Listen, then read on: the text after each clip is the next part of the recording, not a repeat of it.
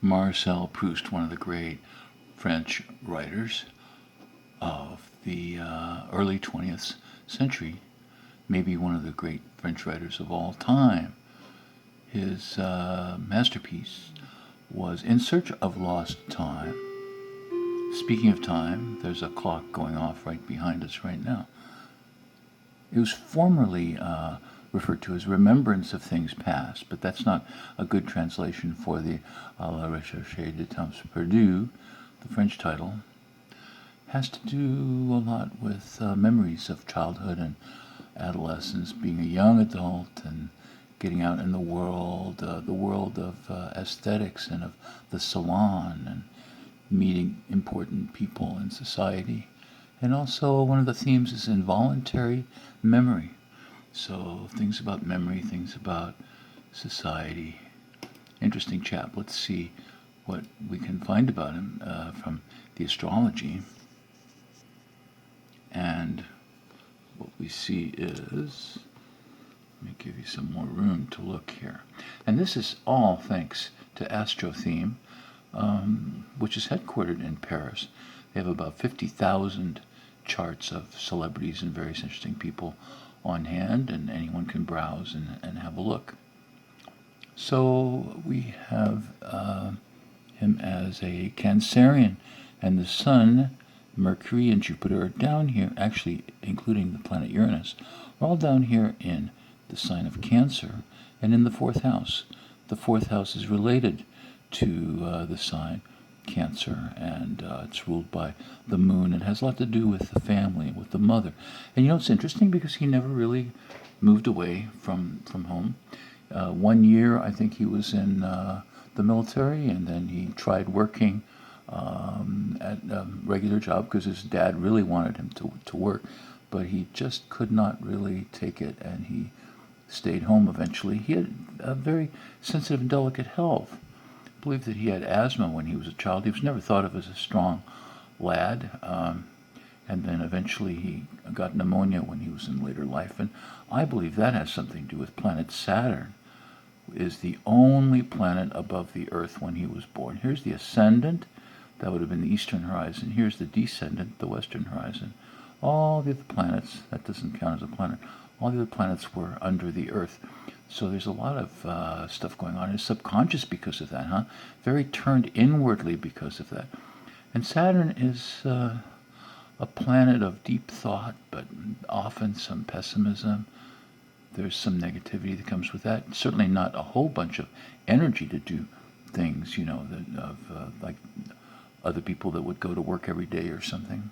Look at this. He was born with Neptune rising in Aries. So Neptune is a planet of the aesthete, of the artist, of the writer, of a person who has a very strong gift of imagination. Here's Mercury, the planet of the mind, and that is amplified here by the proximity of Jupiter. Jupiter makes anything bigger and more intense, so he had a very intense imagination, and he lived in his imagination. He spent his last years in bed writing. Mars, the planet of masculine energy, is here in Libra, which is a sign ruled by Venus. Venus is, of course, not masculine particularly, so that not a huge amount of testosterone drive, macho, nothing like that.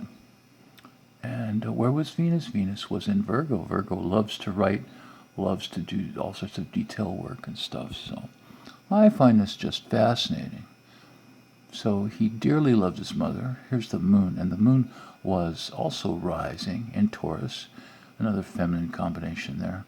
And when she finally passed away, she left him about $6 million, or $15,000 a month, the equivalent of something like that in money today. He was born with a grand trine. Look at this. The moon and Venus are in 120 degrees apart from one earth sign to another earth sign. You see that? And the other part of the trine is up here. It's Saturn in Capricorn. It's also another earth planet. So what does that mean? Venus trine Saturn likes maturity, likes probably older people, older women, with that he respects. Moon is the mother and Venus is the lover, and those two are in a good combination. But the fifth house is the house of romance and children, and there you see from this point to this point, that's the fifth house, and there's nothing there. There's no planets there. So he did not marry. He did not. We do not hear much about his loves. He had some good male friends. One guy, I think, from Venezuela, who was a real character and very creative, and a lyricist and a composer and a singer who was very good friends with him in the 1890s for a few years. But no women really on the scene. So as far as other proclivities and fame and stuff, look, he's got Sun-Uranus conjunction. When these two planets are together, there's something unique and inordinately different about the person. He could be a genius, or he could be, just plain different. And then Sun and Mercury. Well, a lot of people have Sun and Mercury together, but the Mercury-Jupiter thing, so he likes people from foreign countries. He likes to learn about people. Where does he like to learn about people? In the homes, in the salons, under the sign of Cancer in the fourth house. So that's why, for example, this one person we know that he was very close to was originally from South America. It's a very interesting chart, and I think that's, well, now let's see, another thing is shortness of life. Why did he not live much longer? Well, he's got Mars here, which is a planet. Sometimes people for thousands of years have said that Mars has to do with not just anger and war and masculinity, but also with things like infections and inflammations and stuff like that. So where does he have it? He's got it in the sixth house, and the sixth house has to do with health, work, and service. And that was not a high point, for him, unfortunately. What a fascinating individual. If we had more time, we could see a lot more things in this chart, and I could even run progressions and transits and things like that. So if you enjoyed this, come see my site, edaugusts.com, and also look for one of my books called Planetary Combinations in Astrology Charts. It's an Amazon Kindle book, and just hope that you like that.